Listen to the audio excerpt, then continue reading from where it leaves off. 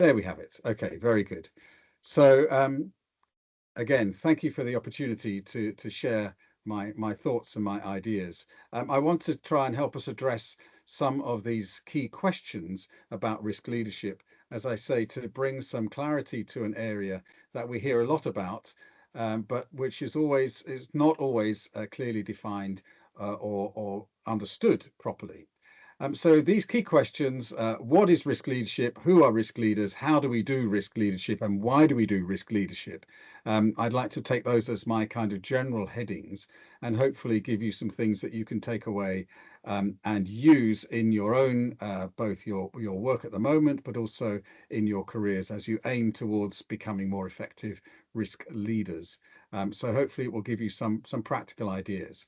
Talking of questions, I'm very happy to take questions, but I'd like those kept until the end of the presentation, if that's okay, because very often questions that are raised near the beginning are answered by the end. So if you would either write your questions into the Q&A section or be prepared to ask the question in person, I'll be very happy to address questions at the end. So let's start straight into the key material. So, as I was saying, we're going to start with the key question, what is risk leadership? And I have here two links that you might like to follow, might be interested in. I'm going to make these slides available to you after the presentation, so you don't need to write down very quickly these links. But the Institute of Risk Management, which is our professional body for risk managers, has a special interest group with a very long title. It's called Risk Leadership in Challenging Projects, Programs and Organizations. And the link is here. It's one of the IRM SIGs, special interest groups. And it's been going for a few years, 3 or 4 years, I think. I've asked the chairman of this particular special interest group several times, what is your definition of risk leadership? And I never get a clear answer. It's quite interesting. They don't actually have a clear definition of risk leadership in the Institute of Risk Management Special Interest Group in Risk Leadership, which is a little bit worrying, or maybe it's a sensible way of keeping it open so that anybody who feels like they want to opt into risk leadership, this might be a useful place for you to go. But that was a surprise that they didn't have a definition. There's an online community called the Risk Leadership Network, and that's their website, riskleadershipnetwork.com. And their definition of risk leaders are people who have job titles like a chief risk officer or a head of risk or a head of risk and audit or an ERM leader. And I think that's quite interesting too, that they've tied it very clearly to job titles, to job roles. I'm not really sure that either of those really fit the bill, really answer the question of what risk leadership is. We ought to have some definition, but I don't think it's right, as Fayad said, to link it to particular job titles. So fortunately, the Risk Leaders Initiative also has a definition of a risk leader. You might have seen this previously in material that is linked to the Risk Leaders Initiative. But here we've got a number of things that risk leaders do.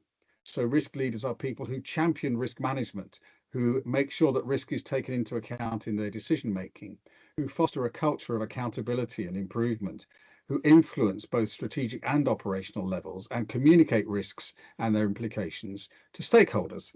And I'm very comfortable with all of those elements. But these are things that risk leaders do. The question is, what is risk leadership? So I'd like to suggest to you something which is a little simpler than what the Risk Leaders Initiative has, but which encompasses all of those elements. And I'm drawing on something that a friend of mine, Dr. Richard Barber, says. He wrote a chapter for this book, the Risk Management Handbook, second edition, which was published in 2023, which I edited. And Richard wrote a chapter on risk leadership and complexity. And his definition in that chapter is that risk leadership is those elements of leadership that enable an organization to deal well with uncertainty. And I think that's a really helpful definition because it focuses not on the people, but on the outcome. What we're trying to do is to deal with uncertainty and for our organizations to be able to do that in the most effective way. And for leaders to have behaviors and attitudes and actions that will lead to that outcome. And so we discover from this definition that risk leadership is a set of attitudes and actions which set the context and the environment for risk management to be effectively performed. It's about attitudes, actions, and influence, not managing risk specifically, but influencing how risk is managed, setting the environment and the context for it. And I think that's an important and helpful way to move into the subject, to understand that, as Fayad said, it's not about tools and techniques, it's not about methodologies and frameworks. Essentially, it's about influence. And risk leaders are people who influence those who manage risk. So if we want to have an understanding of risk leadership, maybe we should just step back a little bit and remember that risk leadership is not the same as risk management. It's not like risk management of big projects and programs, or risk management at an organizational or strategic level. In fact, it's not about managing risk at all. Risk leadership is about the attitudes, actions, and influence. Now, there's a lot of work has been done over the last, well, maybe 30, 40, 50 years on elements of leadership and the difference between leadership and management. And you might well have seen a table like this that talks about leaders having followers, whereas managers have subordinates. Leaders motivate and influence, whereas managers use their authority to tell people what to do. Leaders define vision and strategy, and managers execute that strategy through their tactical actions. These sorts of definitions and distinctions are quite clear and quite common. The question we have is, what does that mean in the context of risk? What does risk leadership mean specifically?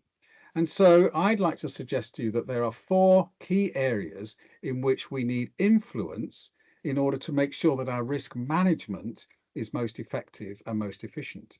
And these four areas are the tasks or the functions of the risk leader. The first is about shaping risk culture.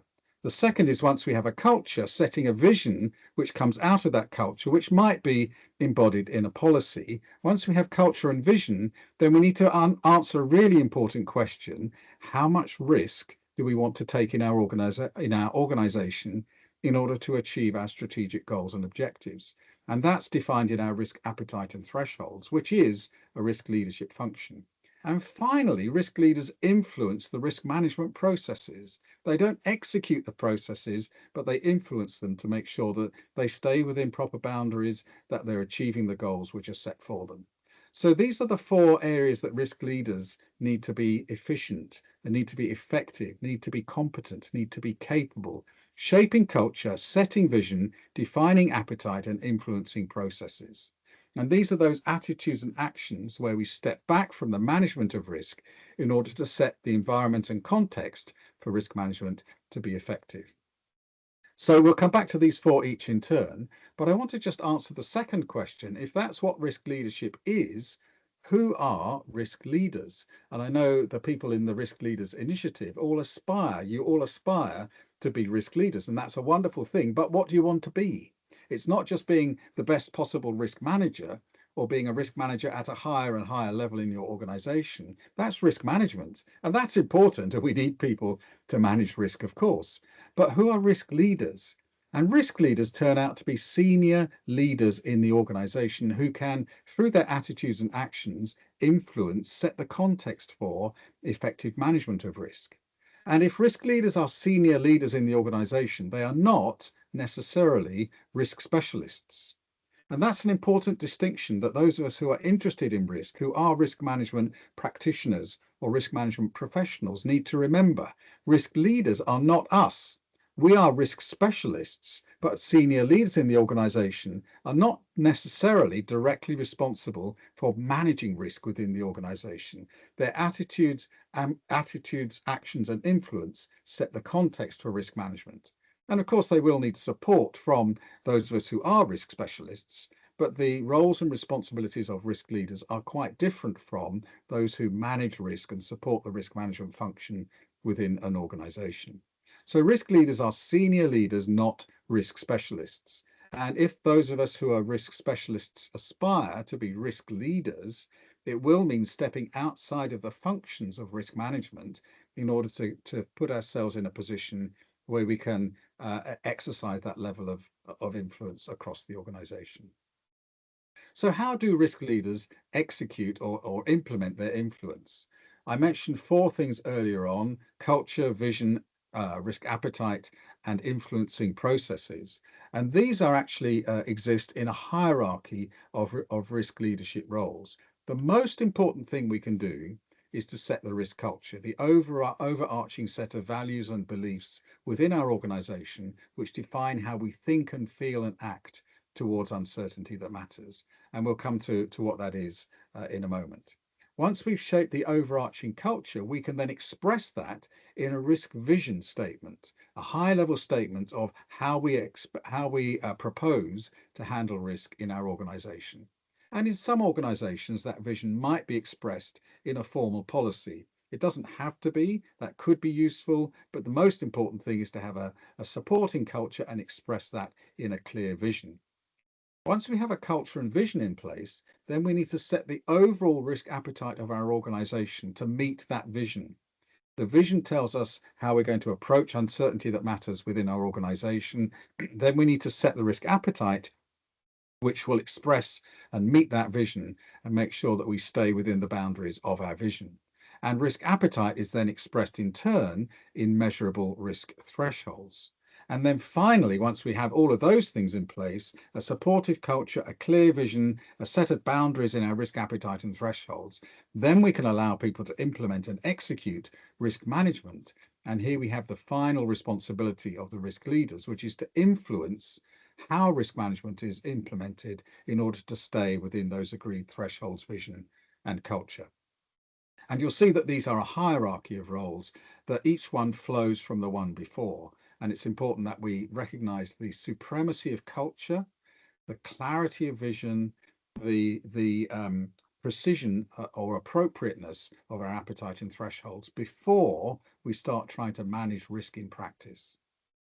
So what I'd like to do in the next section is to take each of these four areas of influence from risk leaders and just to unpack them a little bit. We don't have a lot of time this evening, but what I want to do is to give you a flavour for each of these four areas, and maybe we can dig into them in a little more detail. So I have a couple of other things to point you to. I'll come to those later on, some references. But let's talk first of all about risk culture. How do we shape risk culture? There's some research that was done by the Institute of Risk Management just over 10 years ago, and we produced a couple of thought leadership documents. This is a high-level risk practitioners resource guide. It's 150 pages or something of really useful detailed guidance for risk managers who want to shape risk culture. And there's a small guide for senior directors as well, which is about 12 pages. A lot of the material that's in there is quite detailed, but what we want to know is what we're aiming at when we shape risk culture as risk leaders. Well, first we need to know what risk culture is. And in these books, I helped the IRM to produce this definition. It was a definition I'd been using for a few years previously, and we embodied it in this thought leadership research from the Institute of Risk Management. Risk culture is a set of values, beliefs, knowledge, and understanding about risk, which is shared by a group of people with a common purpose. So this is taking a standard definition of culture, values, belief, knowledge, and understanding shared by people, and applying it in the risk context. Values, belief, knowledge, and understanding about risk shared by a group of people. What that tells you is that risk culture exists at multiple levels within our organizations, because the whole organization is a group of people with a common purpose, and so you have an organizational risk culture. But a project team is also a group of people with a common purpose, and it's possible for a project team also to have a specific risk culture.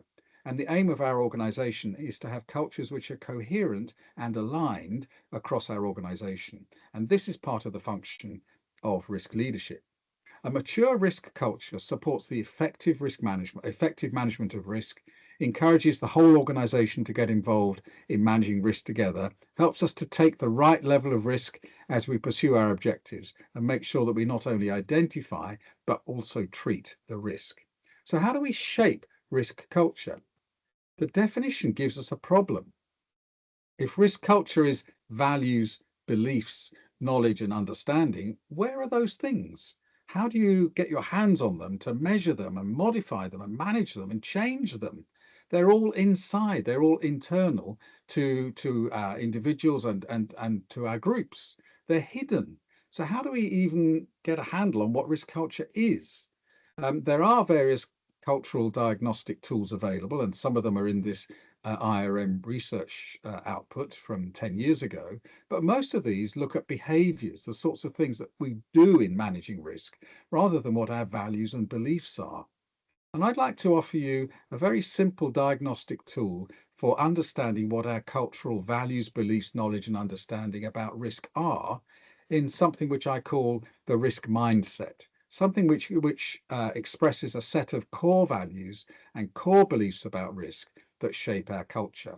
And it's really important that we get these 6 things right because they will influence our behavior, our attitudes, our approach to risk when we come to implement risk management.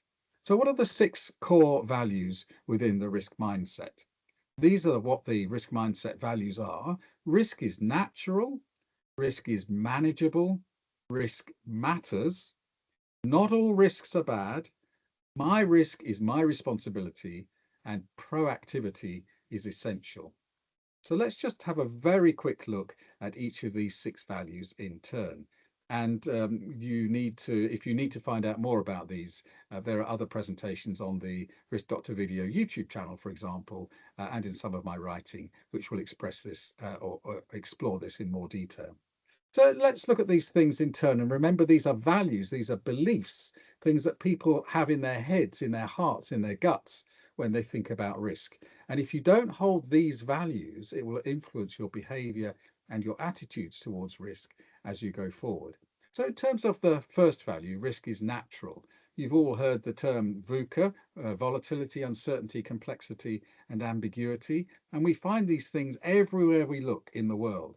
It's part of nature, it's part of the environment, it's part of our whole context for living. And wherever you look, I like this picture on the right-hand side of the screen. Wherever you look, you have question marks that are raining down on you, things that we don't know, things that are uncertain. Wherever we look, there is risk and uncertainty in our world. It's natural. If you think that risk is something unnatural, then you'll fight it. If you think it's natural, you'll accept it and recognize that it's a reality that we have to deal with. So it's a value which we need to make sure that we hold, and if we don't, it will cause us problems. Secondly, risk is manageable. A lot of people think that we're just victims of uncertainty. Whatever the future brings is out of our control. There's a lot of things that we can't deal with. Things happen to us, and we just have to make the best of it. That's not true. There's always something you can do for every risk that affects your organization, always. And if you can think of a risk that you think is unmanageable, then let's talk about it afterwards because I'll show you how you can manage absolutely every risk that you face. There's always something you can do. And so, in fact, we have a choice. We could either be a victim of uncertainty or we could see ourselves as having victory over uncertainty, being able to do something, having agency where we can actually make a difference. All risk is manageable. If you don't believe that, then it will affect the way you handle risk, the way you approach risk in your organization. If you believe that risk is manageable, then you'll roll your sleeves up and be prepared to try and do something. This is a value, it's a belief that people hold about risk. Risk is natural, it's everywhere, it comes with the world we live in. Risk is manageable. We can always do something. And whether we're a victim or a victor is our choice. It's how we approach it. And that's a value that we hold. Thirdly, risk matters. I'm sure you know as risk specialists, as risk practitioners, that risk is not the same as uncertainty. There are millions of uncertainties in the world and they don't all pose risks to our organizations. The distinction between risk and uncertainty, all risks are uncertain, but not all uncertainties are risks. And the difference is that risk is the uncertainty that matters. And it matters because if it happens, it can affect our objectives. So what we're looking for is to filter this huge world of uncertainty to the ones that could affect our objectives. And because our objectives matter, these are the things we're trying to achieve in our organizations, in our professions, in our work, any uncertainty that could affect our objectives matters. It's important. It's significant. We have to identify it. We have to assess it. We have to decide what to do about it. We have to do something. We have to change the uncertainties that matter. Risk matters. Uncertainty doesn't always matter. Is it going to rain in Kazakhstan tomorrow afternoon? I don't know, and I don't care. It's an uncertainty, but it doesn't matter because I'm not going to be in Kazakhstan tomorrow afternoon, and I have no interest in that area. If I was a farmer in Kazakhstan looking to bring my harvest in, then it would matter to me because I have different objectives. Rain in Kazakhstan tomorrow could be a risk to that farmer, but it's not to me. Risk matters because it could affect my objectives, and every risk is important. If we don't think risk matters, it will affect our behavior. The next value is really, really important. Not all risk is bad. If risk is uncertainty that matters, any uncertainty that could cost extra money or delay us or injure people or damage our reputation, all those things are important. They all matter. Of course they do. But what about uncertainties that, if they happened, would save us time or save us money or enhance our reputation or our performance or improve people's health and well-being? Those are also uncertainties that matter. And what we discover is that there are two types of risks. There are bad risks and good risks, downside risks and upside risks. We call them threats and opportunities. A threat is something in the future that might not happen. If it does happen, it's bad because it hinders our ability to achieve our objectives. An opportunity is also an uncertainty that matters. It might never happen. It's an uncertainty in the future. If it does happen, it will be good for us. It would affect our objectives in terms of working faster, smarter, cheaper, helping us to achieve our goals. Both threats and opportunities are types of risk. Risk is a double-sided concept, and managing risk is about both preventing potential problems, but also capturing potential benefits. If you don't believe that, if your belief is that all risk is bad, it will influence your behavior and your approach to risk. You won't go hunting for opportunities using the risk management process. You'll miss half of the uncertainties, the upside half, because you don't believe that risk includes good risks as well as bad risks. This is a value that matters. The fifth value is really important. My risk is my responsibility. Sometimes if you come with a risk, you identify a risk and you say, well, who's going to manage this? People say, no, thank you, not me. That must be somebody else's responsibility. But sometimes we have to take responsibility for some of the risks. How do we decide which risks we're going to take responsibility for? Risk is uncertainty that matters because it's connected to objectives. And if they're my objectives, then any uncertainty that could affect my objectives is my risk. And if it's my risk, I need to manage it because I'm responsible and accountable for delivering my objectives. So any uncertainty that could affect that is something I need to know about. So the answer to the question, who's going to manage risk, is the owner of the objective, which might be you. In fact, all of us have objectives in our organization, whether they're strategic, tactical, program, project, safety or security, whatever our responsibility might be. Any uncertainty that affects your responsibility, that uncertainty is also your responsibility. If you don't believe that, if you think risk is the responsibility of the risk department or of the risk managers or some other technical group, it will affect your behavior and your attitude and your approach. A really important value. And lastly, a value which I know you'll understand and you'll agree with, risk management is about being proactive. It's not about waiting to see what happens and then dealing with it, about fixing the problems as they arise. It's about looking ahead. And I think that risk management is like a forward-looking radar. It scans the future. It says what's out there coming in my direction and how big is it and how much could it affect me and how fast is it moving? And is it actually going to impact me directly or indirectly? If I see a big bad thing coming towards me, then I can step out of the way and let it pass me, or I can put up some barrier to stop it influencing me. If I see some big good thing out there which is coming and is going to pass me by, maybe I can redirect myself in order to step into the path of the opportunity and make sure that I can capture it and exploit it. It gives us an early warning system, a look ahead, so that we can see things before they arrive, which gives us time to respond and position ourselves in the best possible way to miss the terrible threats and to capture the wonderful opportunities by being proactive. If you don't believe that, if you don't think that proactivity is important, of course it will influence the way that you approach risk. So each of these 6 values is important and it affects our behavior.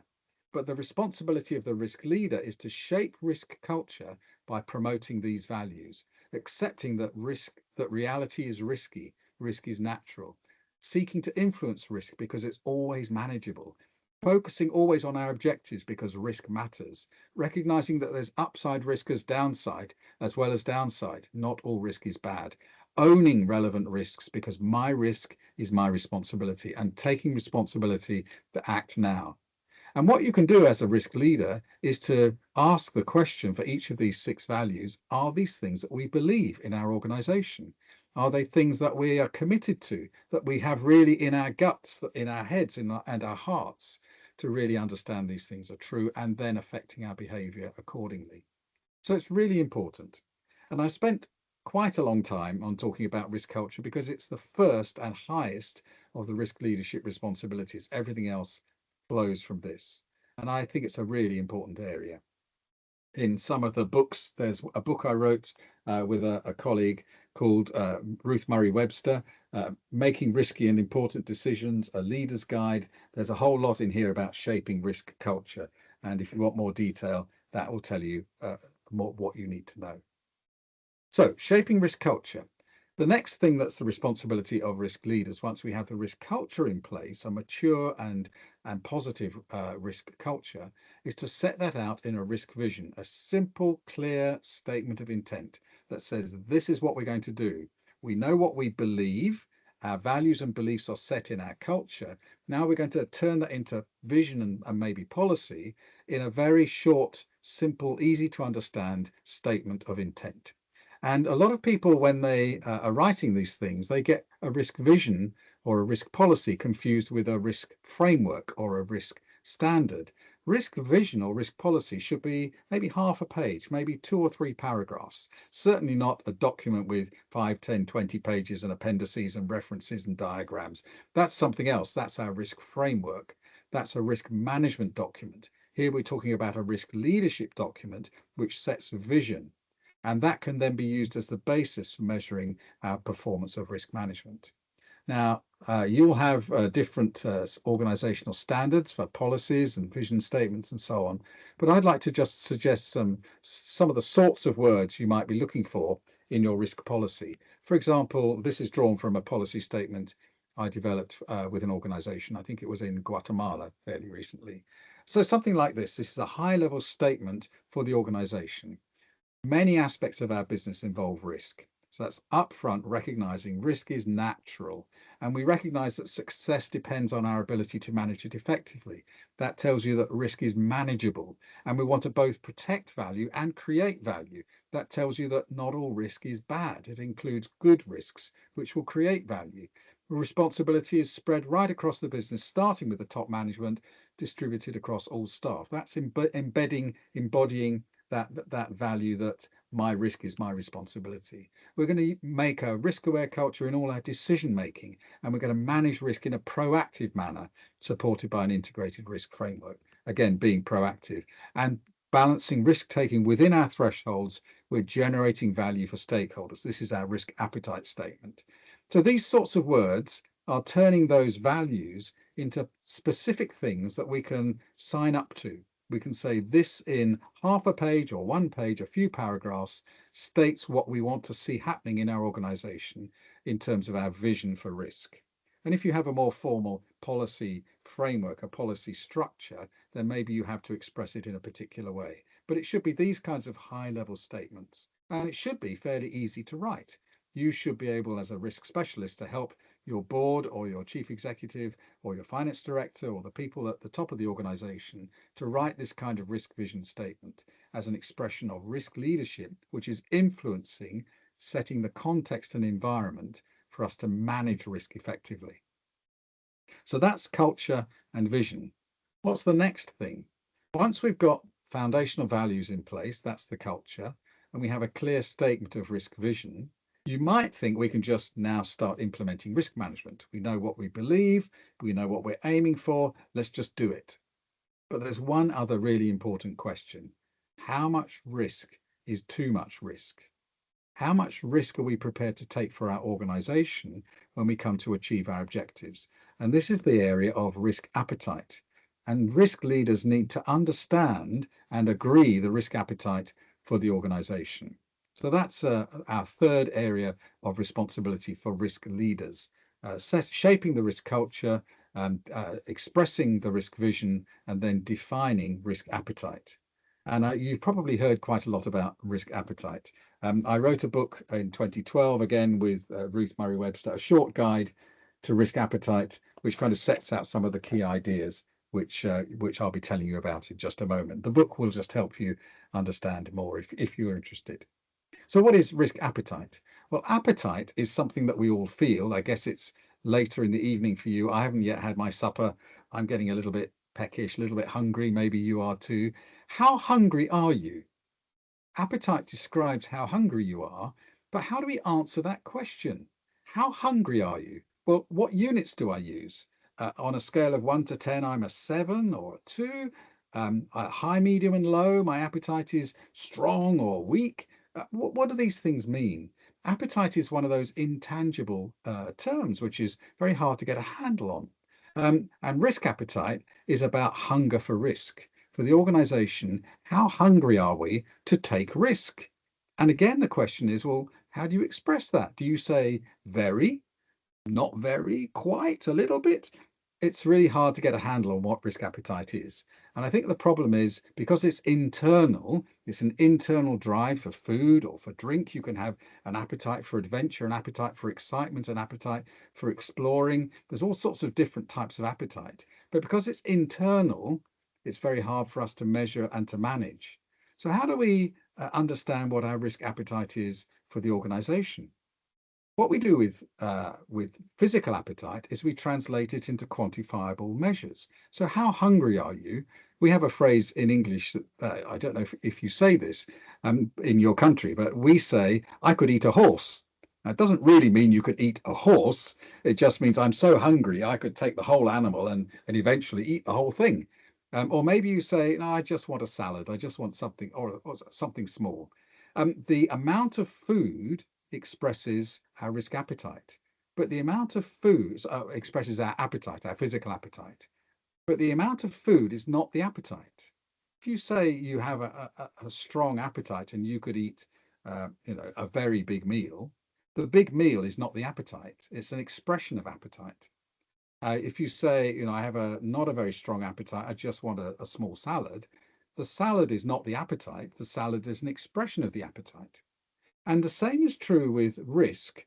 What we do with risk is we take our appetite and we express it in terms of risk thresholds, measures that we can actually get a handle on and describe using numbers and values. So how do we understand risk appetite? First, we need to know how hungry we are. And here's something that you might find useful.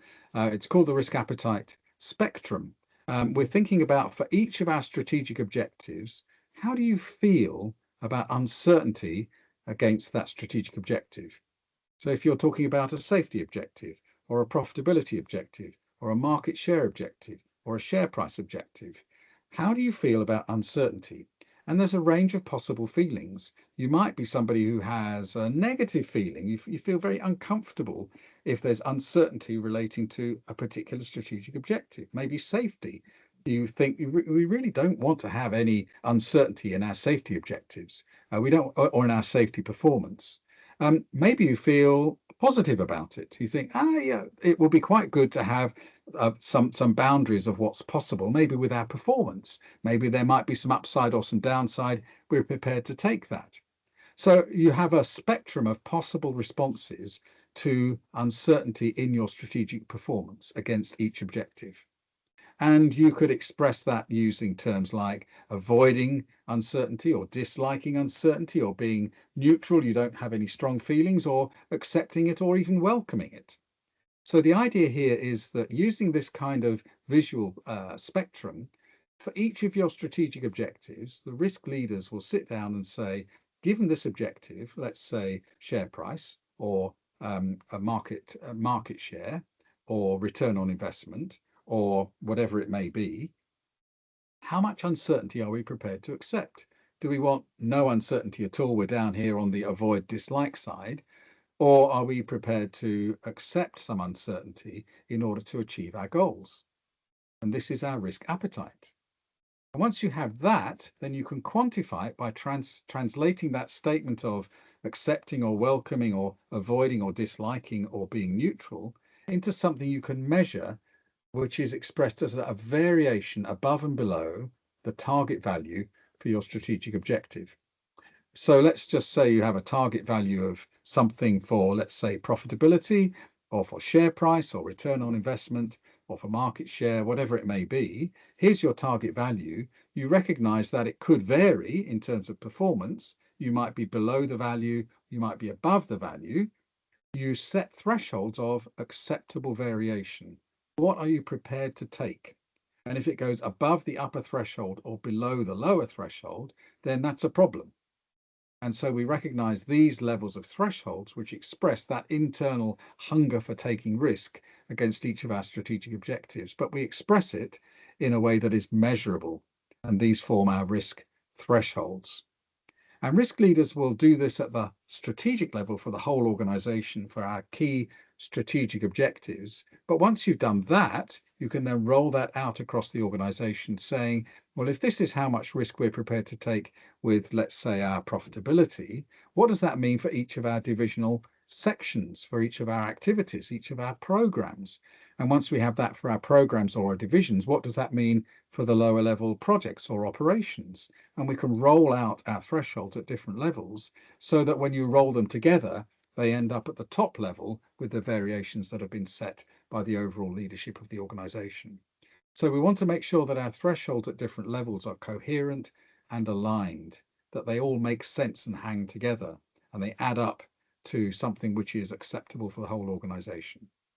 So this idea of risk appetite and risk thresholds is really important as a context for when we come down to managing risk in our projects or operations or programs or divisions or functions. So that each, let's say, project manager, when they come to look at their project, how much risk can I take on my project? And they have a set of thresholds of what's acceptable against their project objectives. That's in the context of the overall program objectives and program risk thresholds. And the program risk thresholds are within the context of the functional or divisional risk thresholds, which in turn contribute to the overall risk thresholds. So we're expressing it top down and we're fulfilling it bottom up. And that's what coherent and aligned means.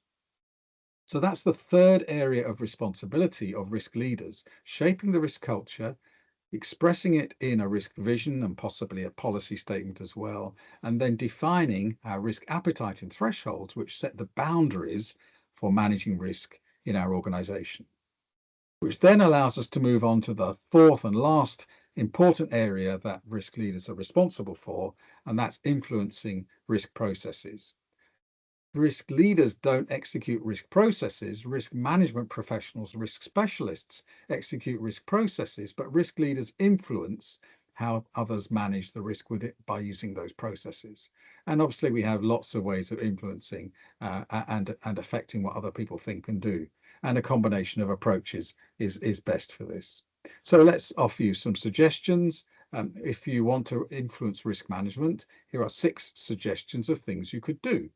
You could mandate it. You could insist that risk management must be done in my organization.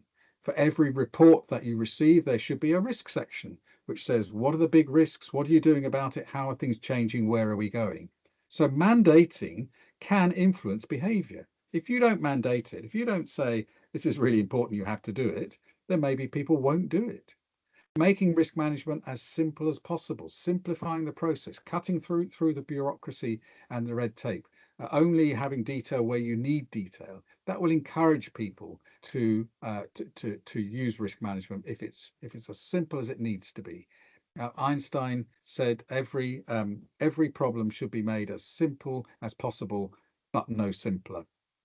Make risk management normal. It's built into every process. It's not something we add on for big projects or for special initiatives. It's not something we do just for particular clients.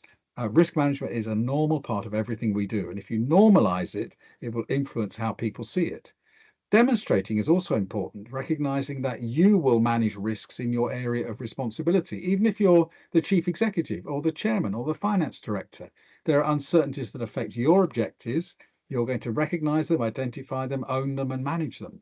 And people will see that if the chief exec manages his risks, maybe I should be managing mine. Using risk management, when somebody comes to you with a set of risks that affect your decisions, show them how you're using those risks to inform your decisions, and making sure that that's visible, and people see that when they report risks to you, it makes a difference. You're actually going to use the things they're giving you. And finally, when risk management results in obvious outcomes, there's a threat which you've avoided, there's an opportunity which you've captured, celebrate it. Make sure everybody knows that this team identified a risk that could have cost us $1 million and we avoided it. Well done. And maybe we have a party to celebrate, or at least we recognize them in the company newsletter, or put a notice on the website. And if there's an opportunity that somebody captured, again, in the same way, let's celebrate. So these sorts of influences are really important, and they fall really into two kind of groups. Mandating it, making it essential, keeping it simple and showing how it's normal in everything we do is a push factor. You're insisting that people do it. Whereas demonstrating it, using it yourself and using it in your decision making and celebrating success is a pull factor. It's making somebody want to do it because there's a positive outcome. And the best way to influence the performance of risk management in your organization is to use a combination of push and pull factors. Maybe you won't use all 6 of these. Maybe you'll just use 1 or 2 from each side. A combination works best. But there's a lot that risk leaders, senior leaders in the organization, can do to influence the way that risk management is executed in practice. Okay, well, I've said a lot. I'm running out of time. Let me answer the very last question. Why does risk leadership matter? You might say that risk leadership is a CSF for risk management, a critical success factor. Risk management can't just operate in a vacuum. The context and environment for risk management are really important. And this is what risk leaders do. Risk leaders set the context and environment for risk management to be performed. And these are things that can't be done by risk management practitioners themselves. If you're a risk specialist or a risk manager on a project or in a division or a function, you can't shape the culture. You can't set the vision. You can't define the risk appetite and thresholds. These are things that need to be done at a higher level. You have to execute within those boundaries. So the influencing factors can't be done by risk managers or risk specialists. They have to be done by risk leaders, which is why it's a CSF. But I think this word CSF is this term is often misunderstood. People only remember or recognize half of what CSF means. CSF, you'll know, stands for critical success factor, which means it's something that has to be there if we want to be successful. It's a factor that must be present. It's critical in order to lead to success. But I'd like to suggest there's another meaning for CSF, which is critical source of failure, which means that if the factor is not present, it's critical, because if it's not present, it leads to failure. So when we're thinking about the effect of risk leadership on our ability to manage risk properly, if we have strong risk leadership, we've shaped the culture, we've expressed the vision, we've made sure that we have a clear set of appetite and thresholds, and then we influence the processes positively. If we lead strongly, we'll have a highly effective risk management function. But the opposite is true. If risk leadership is weak or risk leadership is absent, then risk management will be less effective and may even fail. So that's why it's really critical. It's not just we have to have it to be good. If we don't have it, we'll fail, we'll be bad. And it's a real critical success factor. And this is why it matters. So finally, let me just offer a few final thoughts in the last 5 minutes or so before I hand it back to you for questions. So do you remember, this is something I said right near the beginning when we said who are risk leaders? I might have disappointed you by saying that risk leaders are senior leaders in the organization, not risk specialists. If you're a risk specialist and you want to be a risk leader, then the question is, well, how do I do risk leadership if I'm just a risk manager or a risk coordinator or a risk process manager or a risk consultant? I can't do these things. Senior leaders have different risk-related roles from risk specialists, but the roles are complementary. Both of them are important. Neither of them is sufficient on its own. So the risk leaders are doing the things that we've just talked about, shaping culture, setting vision, defining appetite and thresholds, and influencing processes. Really important things that set the context, influencing how we manage risk in practice. But what do risk specialists do? How do risk specialists execute or help risk leadership? Here are some words that I think are important for us to remember. If you're a risk specialist aspiring to risk leadership, these are things that you can do now to make sure that risk leadership is effective in your organization. You can influence your leaders. Influencing without authority is really important. You can support them. You can facilitate the process of shaping culture, of setting vision, of defining appetite and thresholds. You can help them. You know, the word facilitate comes from a Latin word, facilis, which means easy. Facilitation is making it easy for someone else to do what they have to do. And risk specialists are really important in facilitating the job of the risk leader. Often senior risk leaders don't know how to do these things. They know they ought to shape the culture and define the vision, but they're not quite sure how to do it.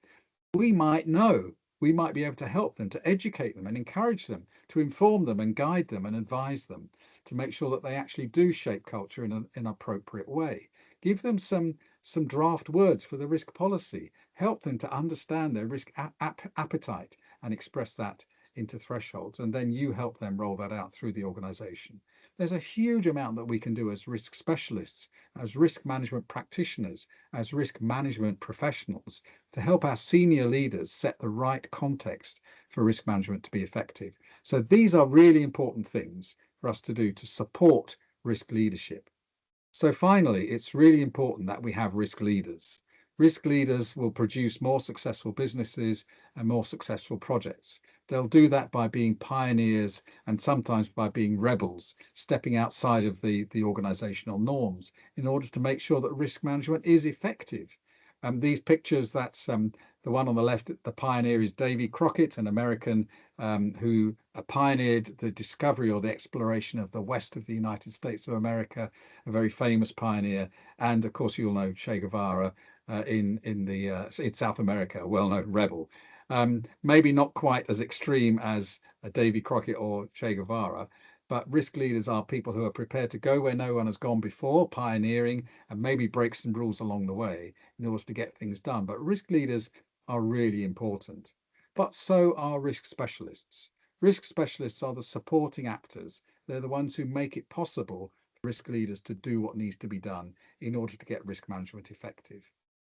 So I'd like to finish there. I hope you found that useful and interesting. We've covered a huge amount of ground. I just want to show you one last book. Managing Risk in Projects is a book I wrote just recently, or this is a second edition. It has a whole chapter on risk leadership. Managing risk in projects is really for risk practitioners, but it's really talking about the things we've covered just in this last section about how risk practitioners can support risk leaders to do what they need to do, which is really important for the effective management of risk right across the organization. I hope you found that useful and interesting. I'm sorry it's a little longer than maybe we were expecting, but I'd like to hand it back to you for questions. And if Fayed has been monitoring the Q&A function in the chat room, then maybe we can take some of those things from Fayed. Thank you very much for your attention, and I'm open to questions.